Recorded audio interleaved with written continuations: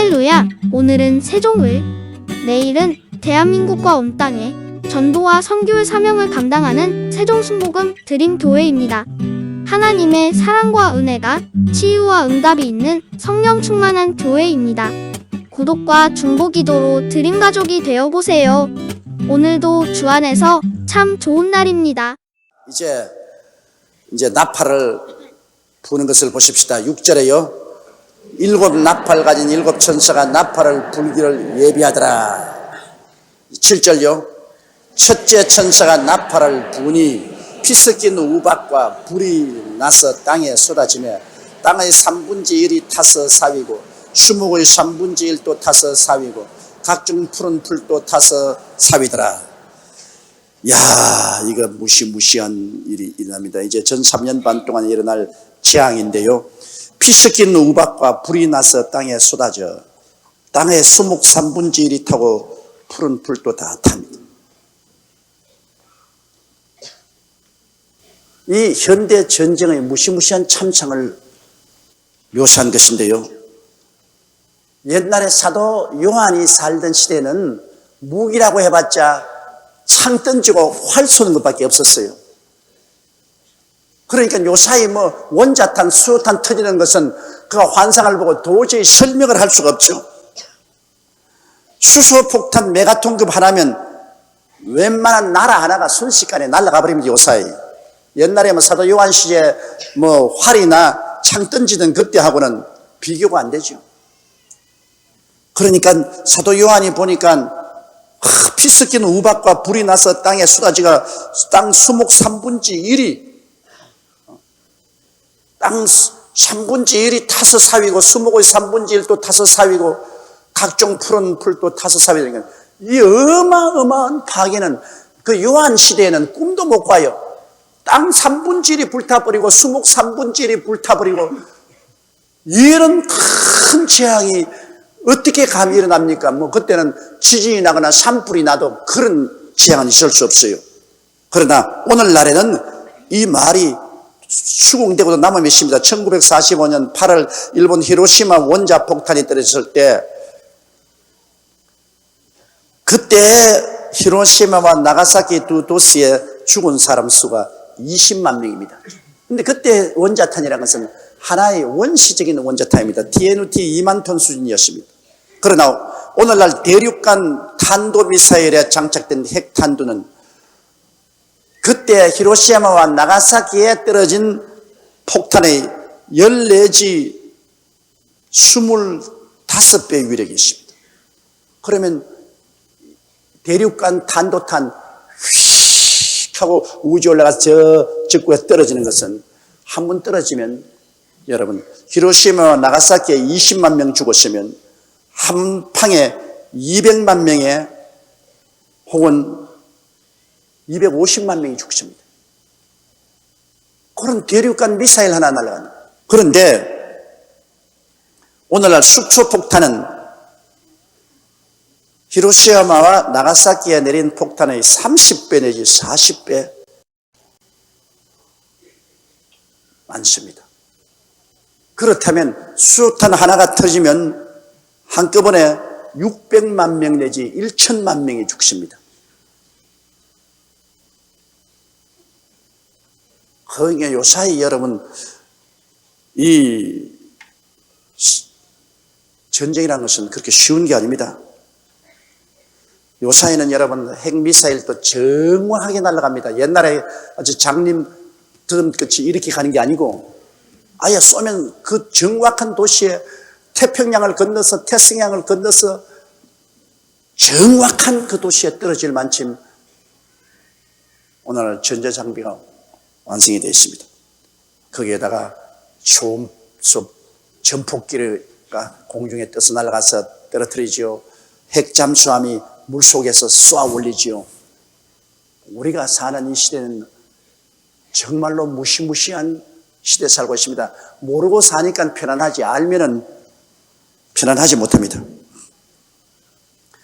그래서 전 3년 반 동안에 여러분 전쟁이 많이 일어날 것은 제가 전에도 말하겠지만은 전 3년 반 동안에 이스라엘과 아랍 간에도 전쟁이 일어나고 또 중국과 저 유럽 통합 국가도 서로 밀고 땡기고 이래서 국지전이 상당히 많이 일어납니다. 전 3년 반 동안에 세계의 주도권을 잡으려는 그 전쟁이 무시무시하게 나요. 미국과 자유세계가 이스라엘을 밀고 소련과 아랍이 단합되고 그래서 거대한 전쟁도 일어났는데 그게 때는 원자탄, 수탄 막 쏟아붓습니다. 뭐 죽기 아니면 살기로. 그러므로 원자탄, 수탄 같은 것이 수없이 터지면서 우박이 떨어지고 산천 초목이 불에 타는 모습을 피 섞인 우박과 불로 보았습니다. 일본 히로시마와 나가사키에 원자탄 떨어졌을 때도 폭발로 뜨거워진 수증기가 하늘로 흰 구름, 버섯 구름 같이 올라가서 대기층에서 냉각되니까 그것이 우박으로 변화되어서 우박이 비와 같이 쏟아졌습니다. 사실 그런 일이 벌써 있었죠. 그러므로 수증기가 엄청나게 뜨거우니까 막 호수와 강이 다 말라버립니다. 이 수증기 하늘에 올라가서 저 높은 대기에서 찬 공기 만나서 이것이 우박 덩어리가 돼서 쏟아집니다. 그러니까 요한이 벌써 그걸 보았다. 첫째 천사가 나팔을 보니 피 섞인 우박과 불이 나서 땅에 쏟아지며 막 불덩어리 속에서 우박이 쏟으니까 막 피같이 보이거든. 불덩어리 속에서 그냥 막 우박이 막 쏟아지고 막 이러니까 와 불같이 보이고 그냥 비가 오니까 비가 그 불에 비추어서 핏빛같이 보이지 않습니까? 요한이 보니까 이건 불이요. 그 불이 또 비에 비추니까 피요. 우박이요. 이 섞인 것이 하늘에서 막 쏟아져 가지고서 적어도 땅 3분의 1이 타버리고 수목 3분의 1이 탄다. 거대한 전쟁. 거대한 전쟁. 그러니까 그때 여러분 이 땅에 안 살아있기가 다행이지 그때 살아있으면 참 곤란하지. 그때까지 살아있고 싶은 사람은 뭐 계시라만도 나는 안 있을랍니다. 전 3년 반 때에 여기에 붉은 말이 나오고 청황색 말이 뛸 때 전 세계 인구의 4분의 1이 죽는다 그랬는데요. 전 세계 인구의 4분의 1이 전 3년 반 동안 죽는다면 현재 60억 인구 가운데 15억이 죽는다는 것입니다. 그러니까 15억이 죽기 위해서는 원자탄, 수탄이 떨어지지 않고는 15억이 어떻게 죽어요? 우리 한국 인구가 대한민국하고 북한 다 합쳐도 7천만인데 여러분 7천만 인구가 다 죽는다면 어마어마한 살상 아닙니까? 그런데 15억이 죽는다는 것은 이것은 원자탄이나 수탄 전쟁이 일어나지 않고는 이런 일이 일어날 수가 없습니다. 이러므로 이런 전쟁이 일어나고 나면은 지구상의 3분의 1에 해당하는 땅이 불탄다. 여러분 지구상의 3분의 1의 땅이 불타버리면 논밭의 곡식들이 다 타버리고 토양이 황폐해 들어서 결국에는 어마어마한 기근이 또 다가오는 거예요. 전쟁이 있으면 그 다음 기근이 다가오는 거예요. 근데 땅의 3분의 1이 그냥 원자탄, 수탄이 떨어져서 황폐하게 되고 그 토양이 전부 다 못 쓰게 되니까 어마어마한 기근이 다가오죠. 현재 세계 인구 27%인 15억이 넘는 사람들이 굶주리고 있는데 그때는 극심하게 될 것입니다. 현재 굶주린 세계 인구가 15억인데 현재는 그래도 다 농사 짓고 살아도 그래요. 그런데 지구의 3분의 1이 불타버렸는데요. 그러니까 뭐 그때 굶주림은 이루 말할 수 없죠. 전쟁에 죽는 것은 아무것도 아닙니다. 굶어서 죽는 사람이 그렇게 많아요. 사람이 배가 고파 죽으면 얼마나 괴롭겠습니까? 거기에다가 또 수목 3분의 1이 타버렸다. 여러분 이 수목은 지구의 폐입니다. 우리가 폐로서 숨을 쉬어가 산소를 마시더리고 탄산가스를 내뿜고 그러지 않습니까? 그런데 이 지구 폐는 수목인데 수목은 이 세상의 모든 탄산가스를 받아들여서 그거를 산소로 변화시켜서 내보내줍니다. 이러므로 수목이 없으면 사람들이 살 수가 없어요. 사람들은 개발한다고 그냥 막 산천 초목을 다 불태우고 개간한다고 야단법석하는데 그거 자기 죽을 무덤을 파는 거예요. 자연을 훼손해버리면 나중에 사람들은 그 자연이 우리에게 공기를 정화해 주지요. 물을 정화해 줍니다. 하늘에서 비가 내려오면 그 비를 전부 자연이 뿌리에, 나무 뿌리에 모아가지고 그걸 정화해서 맑은 물을 줍니다. 이래서 자연은 우리에게 생명의 근원입니다. 물을 정화해서 주고 홍수를 막아주고 그리고 우리의 모든 대기 중에 탄산가스를 다 받아들여가지고서 산소로 변화시켜주고 지구가 더워지는 것을 막습니다. 탄산가스가 들어오면 지구가 더워져요. 지구가 더워지면 큰일 납니다, 여러분. 지구가 온난화, 지금도 지구 온난화가 되어서 우리 한국에도 중부, 이북에서는 자라지 않던 식물들이 지금 민통선 지역에도 자라기 시작해요. 탄산가스가 차지면 탄산가스는 지구를 둘러싸고 지구를 온난하게 만듭니다. 뜨겁게 온실로 만들어버립니다. 그러면 저 남극과 북극에는 거대한 빙산이 녹습니다. 하늘은 빙산이 녹으면 해수면이 높아집니다. 해수면이 높아지면 많은 나라들이 물에 잠깁니다. 해수면이 높아지면 일본 같은 것은 사라져버릴 수가 있어요. 우리나라 제주도 같은 것도 물에 잠겨버리고 우리나라 부산이나 목포나 저 해안지구는 물에 잠겨버릴 수 있습니다. 대재앙이 일어납니다. 그렇게 해수면이 높아지면은 지구 표면이 물에 담길 뿐 아니라 자연재해가 일어나서 많은 짐승떼들이 죽고 식물들이 자라지 못하고 거대한 변화가 일어나죠. 그러니 인간의 전쟁을 통해서 땅 3분의 1이 완전히 황폐되고 그 다음 나무 3분의 1이 죽으니까 지구가 온난해지고 오존층이 파괴되고 산성비가 내리고 이거 뭐 살 수 없는 시가 되죠. 오늘날 저 남미의 아마존 열대림이 지구 살림의 50%를 차지해서 그 아마존의 열대 살림이 지구의 폐입니다.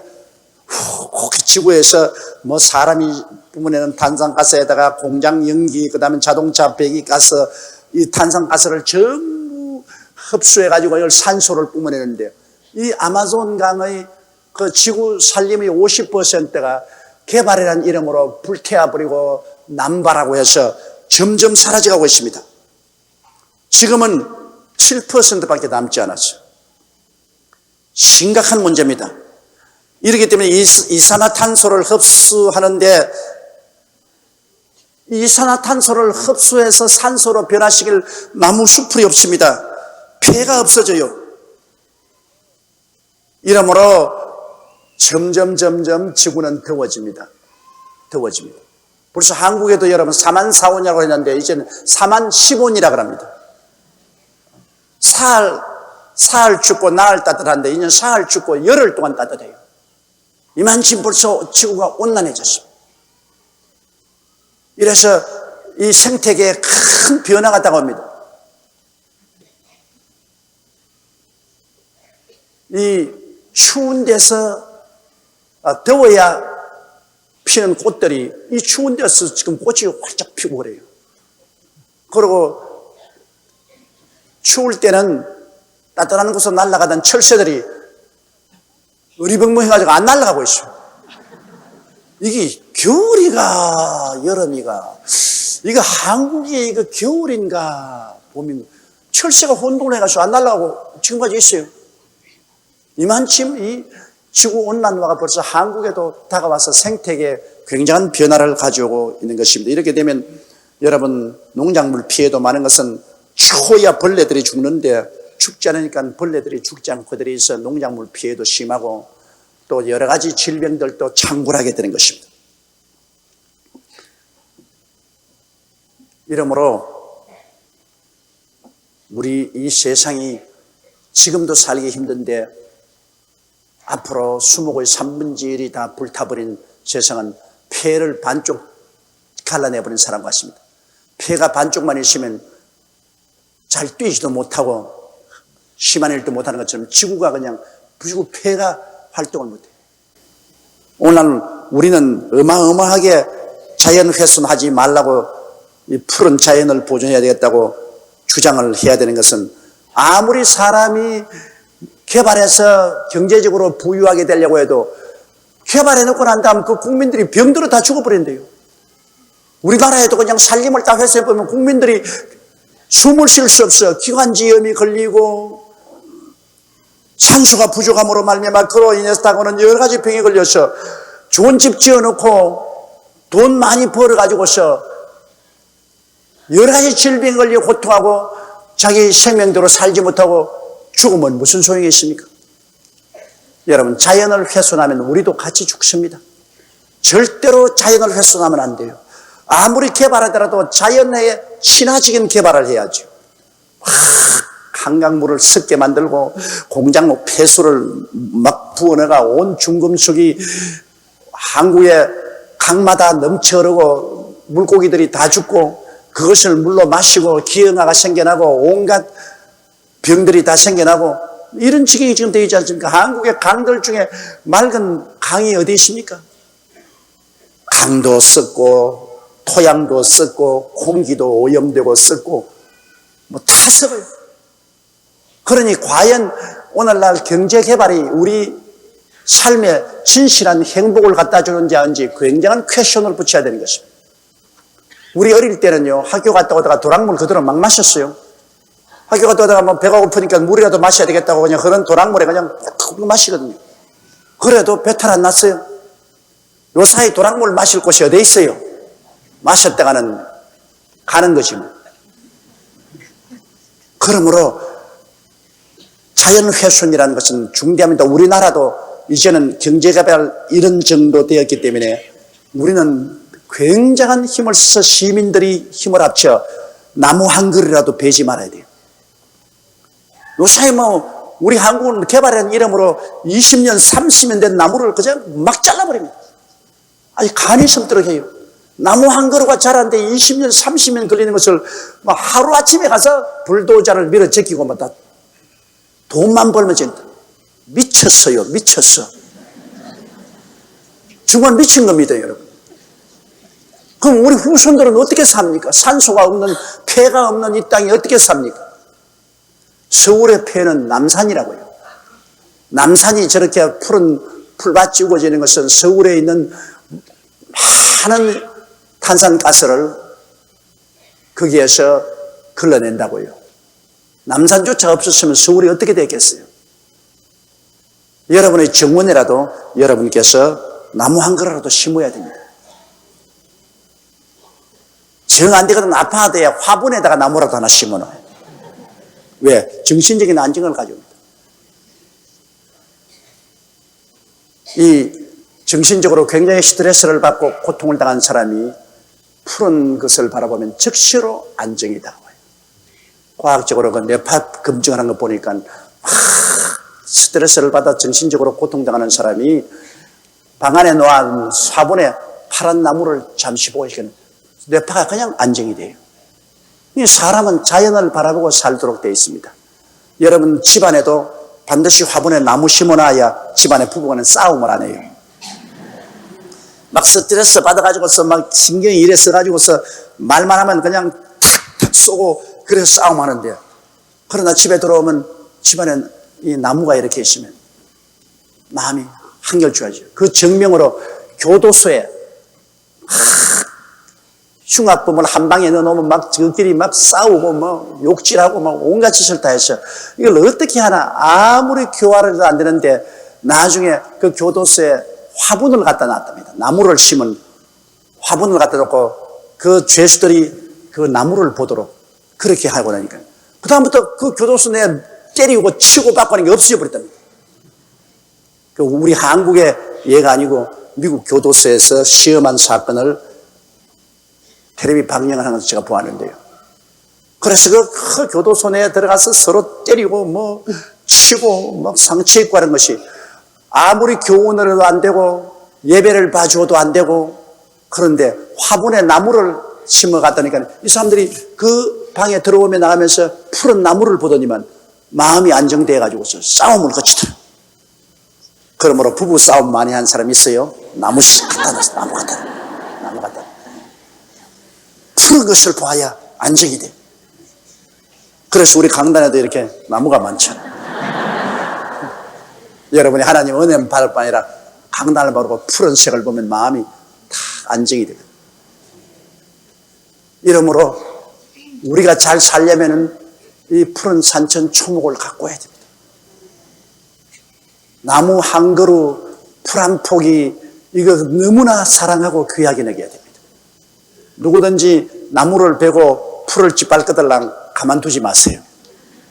그것은 간접 살인입니다. 사람 죽이는 겁니다. 보통 일로 우리가 넘길 일이 아닌 것입니다. 나무나 풀을 사랑해야 자기도 살고 나라도 번영할 수 있는 것입니다. 그런데 13년 반 동안에는 그냥 원자탄, 수소탄이 막 터지고 막 나라끼리 싸워가지고서 지구의 3분의 1이 그냥 황무지가 되고 나무와 풀들의 3분의 1이 타버리니 뭐 온 세상이 온난화되고 그 결과로 사막이 점점 넓어져서 국토가 피폐해지고 아주 비극적인 일이 일어나게 되는 것입니다. 그러므로 우리는 어찌한지 환난 전에 들려 올라가야지 환난을 통해서 그때에 처한 기근과 자연 환경의 황폐 속에서 우리가 살아나지 못할 것입니다. 그 다음 8절요. 둘째 천사가 나팔을 부니 불붙는 큰 산과 같은 것을 바다에 던지우며 바다의 3분의 1이 피가 되고, 야, 이제 또 둘째 나팔을 부는데, 이거 뭐, 불붙는 큰 산과 같은 것이 바다에 던지. 내가 가만 생각하면 요한이 참 그때 기가 막힐 겁니다. 2000년 전에 그걸 보니 뭐가 뭔지 알 수가 있어야지. 요 사이 우리가 이걸 보면 뭐 뭔지 알겠지만 2000년 전에는 기껏해야 활과 화살밖에 없는데 뭐가 산에서 불붙는 산 같은 것이 떨어져서 바다에 내리 떨어졌다. 이것은 여러분 운석일 수도 있고 또 사람이 만든 재앙일 수도 있습니다. 왜냐하면 미국이나 소련에는 우주버스라는 것을 개발하고 있습니다. 이것은 원자탄과 수소탄의 핵탄두를 실어서 우주 궤도에 올려놓아요. 요새 인공위성이 우주 궤도에 돌아다니잖아요. 우리 별 1호, 2호, 3호도 지금 지구 궤도로 도는 것처럼 원자탄, 수소탄을 실은 버스가 우주에 돌아다니고 있어요. 그래서 여기서 단추를 딱 누르면 그 버스가 그냥 우주 궤도에서 그 나라로 떨어지니까 이 원자탄, 수소탄 덩어리가 하늘에서 큰 불붙는 산같이 내리 떨어진다. 그럴 수 있어요. 그러나 내가 보기에는 여기에 둘째 천사가 나팔을 불며 불붙는 큰 산과 같은 것이 바다에 던지우며 바다의 3분의 1이 피가 된다고 하는 것은 거대한 유성이 떨어진 것이라고 나는 볼 수 있습니다. 여러분 유성과 지구가 충돌한다고 늘 그러지 않습니까? 옛날에는 이 지구상에 큰 짐승들이 살았어요. 그 뭐라는 거? 그 굉장히 큰 짐승. 공룡. 그런데 공룡이, 우리 한국에도 공룡이 발자국만 있고 공룡의 뼈도 발견되는데 공룡은 없습니다. 옛날에는 초식 공룡이나 육식 공룡들이 온 지구를 다 점령하고 있었는데 왜 공룡이 없어졌느냐? 그 이유는 간단한 것입니다.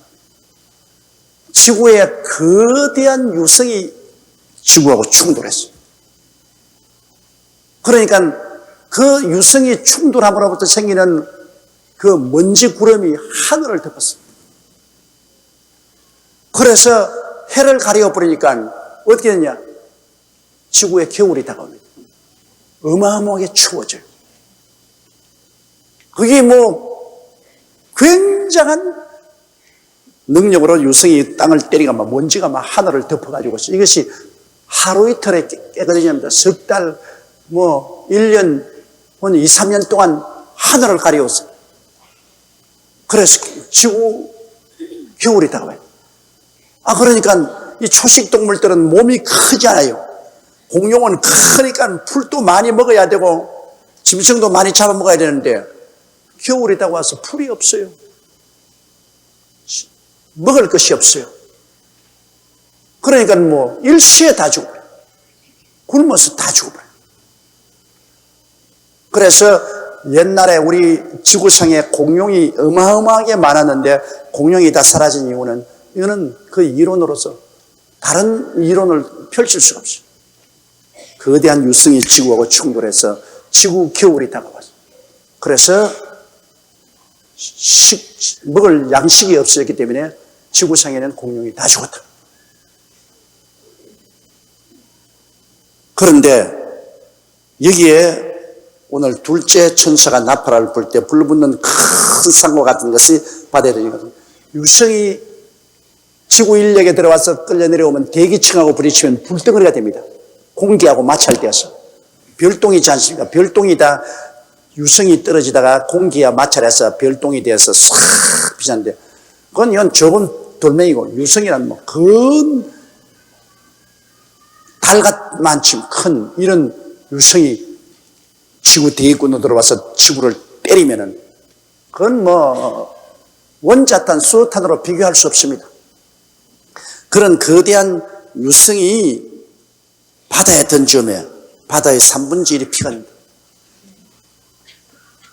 바다에 떨어지면 여러분께서 조그마한 웅덩이에도 큰 돌로 던지면은 돌이 풍덩하고 온갖 구정물이 다 일어나잖아요. 이 거대한 유성이 떨어지니까 온 바다가 다 끓어오릅니다. 그 마찰하는데 그 열이 어마어마한 열이 나죠. 그러므로 온 바다 밑이 다 뒤엎어지고 적조 현상이 일어나가지고서 바다가 피같이 되는 것입니다. 그런데 뭐 유성이 바다를 때려가 바닷물이 끓어오르니까 뭐 바다가 어마어마한 적조 현상이 일어나서 온 바다가 피가 되는 것입니다. 그 다음 9절요. 바다 가운데 생명 가진 피조물들의 3분의 1이 죽고 배들의 3분의 1이 깨어진다. 요 사이도 적조 현상이 일어나면은 뭐 양식장에서 물고기가 떼죽음을 당하는데 거대한 유성이 떨어져서 바닷물이 끓어오르고 순식간에 화학적 반응이 일어나서 적조 현상이 일어나니까 바다 가운데 있는 물고기 3분의 1이 죽고 그리고 그 거대한 파도에 배 3분의 1이 깨진다. 요 사이 태풍이 불어도 그 태풍 때문에 막 정박한 배들이 뒤엎어지고 깨어지잖아요. 그런데 이런 어마어마한 유성이 바다에 떨어져서 바다의 3분의 1의 생선이 죽을 정도의 그렇다면 그 파도가 태산만한 파도가 휘몰아칩니다. 그러므로 이로 말미암아 생기는 거대한 파도가 배의 3분의 1을 깨뜨려버립니다. 아유, 무시무시합니다. 하나님의 심판이라는 것은 무시무시해요. 자, 그러니 이제 바다가 이 모양이 되므로 더 살기가 어려워지는 것입니다. 왜냐하면 사람들이 지금 바다에 우리 식량 자원을 의지하는 것이 어마어마하게 많습니다. 왜냐하면 지구상 인구는 매년 1억 이상 증가하는데 많은 사람들이 바다에 사는 생물을 먹고 사는데 매년 1억 이상의 인구 증가로 장래 해양 농장을 개발하여 식량난을 해결하는 연구가 활발하게 전개되어 있습니다. 우리 60억 인구가 1년에 생선 한 마리 먹는다고 해도 60억 마리를 먹는 겁니다. 바다가 여러분 얼마나 큰 농장입니까? 바다에서 건지는 물고기가 60억 마리요. 1년에 한 마리씩 먹는다 해도. 그런데 여러분 세계 60억 인구가 1년에 생선 한 마리만 먹고 살겠습니까? 2마리만 먹는다 해도 120억 마리를 건져냅니다. 어디에서 이렇게 많은 바다의 단백질을 생산할 수 있습니까? 이 바다가 보고요, 여러분. 우리가 지금 인류가 이렇게 영양실조에 안 걸리고 살 수 있는 것은 이 바다가 보고입니다. 거기에서 온갖 새우젓도 나오지, 멸치도 나오지, 미역도 나오지, 생선도 나오지. 우리 그 별로 무관심하게 생각하지만은 이 바다에서 나오는 양식이 어마어마하다고요. 그러므로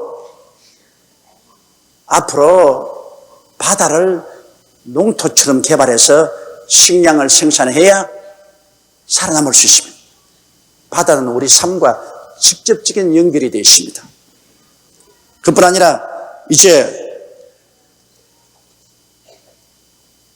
석유도 끝장납니다. 화석 연료인 석유도 이제는 자꾸 퍼올려서 이제 끝장이 나고, 원자로 사용하는 화석, 이거는 광물 에너지도 우라늄이 이제 자꾸 캐냈으니까 그것도 끝장나요. 그러면 우리 인류가 어디에서 에너지를 얻어가지고서 발전소를 돌리고 전기를 얻고 생산을 하고 우리가 살 수 있겠습니까? 이것은 수자원입니다. 바다. 바다의 조류를, 파도를 이용해가지고서 거대한 전기를 발생하는, 앞으로 에너지 자원도 우리가 바다에 의지해야 되는 것입니다. 그리고 앞으로 물이 부족해집니다, 여러분. 크게 문제가 되는 것은 물이 이제는 앞으로 부족해요. 그럼 이 수자원을 어디서 얻을 수 있습니까? 유일하게 바다에서 짠 소금을 제거하고 물을 분리해낼 수밖에 없습니다. 그러므로 우리가 먹고 사는 생명의 근원인 물도 바다에서 나오는 것입니다. 그런데 이 바다와 생물과 배의 3분의 1 이상이 깨어진다면 바다에 이주하고 있는 사람들이 식물 생산을 할 수 없죠. 그리고 바다에 배가 깨어졌으니까 수송할 수 없죠. 그리고 바다에 에너지원이 거기서 나오는데 에너지도 얻을 수 없죠. 세상 경제에 무시무시한 타격이 오는 것입니다. 오늘날 우리가 잘 사는 것은 육지만 가지고 사는 게 아닙니다, 여러분. 바다가 우리의 옥토입니다. 우리 한국이 좋은 것은 삼면이 바다입니다. 이 바다 그냥 쉽게 보면 안 됩니다. 동해도 옥토요, 남해도 옥토요, 서해도 옥토입니다, 여러분. 앞으로 우리가 거기에서 우리의 식물을 생산해야 되는 것입니다. 거기에서 생선도 가꾸고 온갖 바다 해초도 가꾸고 우리가 먹고 사는 모든 식물을 밭에서 생산하는 것처럼 바다에서 우리가 생산해야 우리가 잘 살 수 있는 것입니다. 문명이 발달될수록 국토는 좁아지고 우리가 살아갈 길은 그것밖에 없어요. 그 바다 밑에 엄청난 광물질이 매장되어 있기 때문에 그것도 또 캐서 써야 되는 것입니다. 그런데 전 3년 반 동안은 이 바다의 3분의 1이 무용지물이 되어버립니다. 이게 뭐 거대한 유성과 충돌해가지고서 이게 적조 현상이 생겨서 물고기 떼죽음을 다 당하죠. 그 다음 거대한 파도로 배 3분의 1이 깨지지요. 바다가 독이 꽉 들어차게 됩니다. 무시무시한 자연의 재앙이 다가오게 되는 것입니다. 그 다음 또 보십시다. 셋째 천사가 나팔을 부니 횃불같이 타는 큰 별이 하늘에서 떨어져 강들의 3분의 1과 여러 물샘에 떨어지니, 이야, 이거 산은 갈수록 태산입니다. 뭐가 왜 자꾸 떨어지나? 이거 뭐 땅에 떨어지더니만 또 바다에 떨어지지만 이제는 또 강물에 떨어집니다. 셋째 천사가 나팔을 부니 횃불같이 타는 큰 별이 하늘에서 떨어져 강들의 3분의 1과 여러 물샘에 떨어집니다. 바로 여기에 전 3년 반 동안에 셋째 천사가 나팔을 부니 횃불같이 타는 큰 별이 하늘에서 떨어져 강들의 3분의 1과 여러 물샘에 떨어지니, 이 전쟁이 막 어마하게 벌어지니까 이제 세균전으로 나가는 것입니다. 11절이요. 이 별 이름은 쑥이라. 물들의 3분의 1이 쑥이 되며 그 물들이 썩게 됨을 인하여 많은 사람이 죽더라. 이 세균탄이 떨어지니까 화학 반응을 일으켜서 물이 쑥처럼 씁니다. 여러분 쑥물 마셔본 적 있어요? 저는 옛날 어릴 때 배가 아파가지고서 쑥을 갈아가지고서 쑥물을 마시라고 해서 마셔본 경험이 있는데 보통 쓴 게 아니에요. 입에만 쓴 게 아니라 창자속까지 쓰더라고. 이 물에 세균탄이 떨어지면 이것이 화학 반응을 일으켜서 물이 어마어마하게 쓰고, 그리고 이 물을 마시는 자마다 다 죽었다. 이러므로 장차 전 3년 반 동안 일어날 전쟁은 이거는 원자탄도 동원되고 수소탄도 동원되고 거기에다가 세균탄도 동원되어 가지고 세균이 모든 수원지에 떨어지며 그를 먹는 사람마다 죽습니다. 또 12절요. 넷째 천사가 나팔을 부니 해 3분의 1과 달 3분의 1과 별들의 3분의 1이 침을 받아 그 3분의 1이 어두워지니 낮 3분의 1은 비침이 없고 밤도 그러하니라. 아이고 산은 갈수록 태산이다. 이제는 이 넷째 천사가 나팔을 보니까 해 3분의 1이 어두워지고 달 3분의 1이 어두워지고 그건 무슨 말이냐? 여러분 땅에 원자탄 떨어지지요. 바다에 유성이 떨어지지요. 뭐 이렇게 하니까 거대한 자연 환경에 재앙이 일어나서 이 먼지와 연기가 하늘을 덮으니까 그러므로 해가 가리워서 해가 그냥 이 연기와 먼지에 가려가지고서 3분의 1밖에 비치지 않아요. 이게 보니까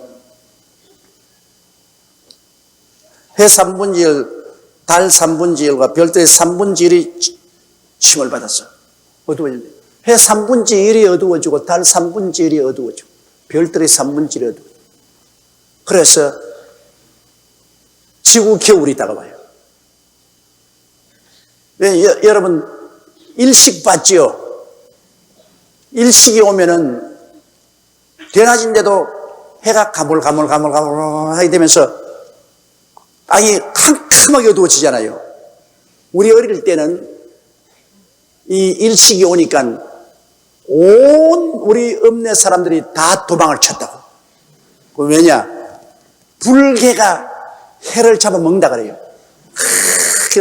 그 해를 다 잡아버리면 죽으니까 그때 얼마나 우리가 무식했던지 모두 다 도망을 쳤어. 동네 사람들이. 그래가지고서 막 기도를 하려고 저 불개를 잡아달라고. 그러니까 또 해가 싹 나오니까 왜 나왔냐니까 불개가 너무 뜨거워가지고 삼키지 못하고 토해냈다. 우리 그거 진짜 믿었다고. 또 월식은 불개가 아니고 이제는 또 얼음개가 달을 그냥 다 먹다가 너무 차니까 탁 토해버리니까 또 도로 살았다. 그와 같이 우리가 일식이 되어도 땅이 어두워지고 월식이 돼도 어두워지는데 이거는 자연적인 그런 것이 아니고 전쟁으로 말미암아 먼지와 연기가 해 3분의 1, 달 3분의 1, 별 3분의 1을 가림으로 그만큼 일조량이 적어지므로 추워집니다. 추워지고 그 다음에 낮의 길이와 밤의 길이가 짧아지는 것입니다. 이러한 자연적인 재앙이 일어나게 되는 것입니다. 13절요. 내가 또 보고 들으니 공중에 날아가는 독수리가 큰 소리로 이르되 땅에 거하는 자들에게 화가 있으리로다. 이 외에도 새 천사의 불나팔 소리를 이남이라. 저 나팔 4번 불었는데 앞으로 나팔 3개가 있는데 이제는 독수리가 날아가면 협박을 하는 것입니다.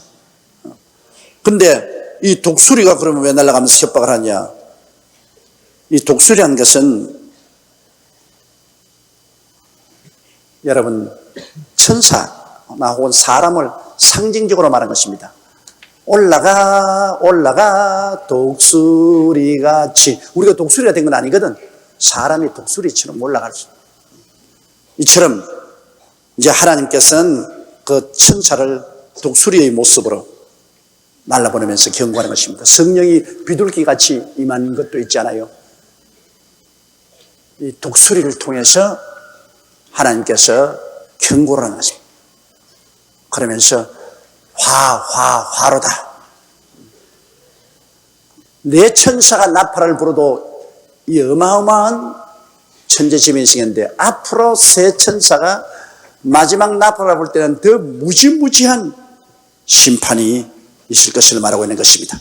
그러므로 마태복음 24장 22절에 주님께서 말씀하기를 그날들을 감하지 아니할 것이면 모든 육체가 구원을 얻지 못할 것이나 그러나 택하신 자들을 위하여 그날들을 감하리라고 말하는 것입니다. 여기 택하신 자들은 유대민족을 말하는 것입니다.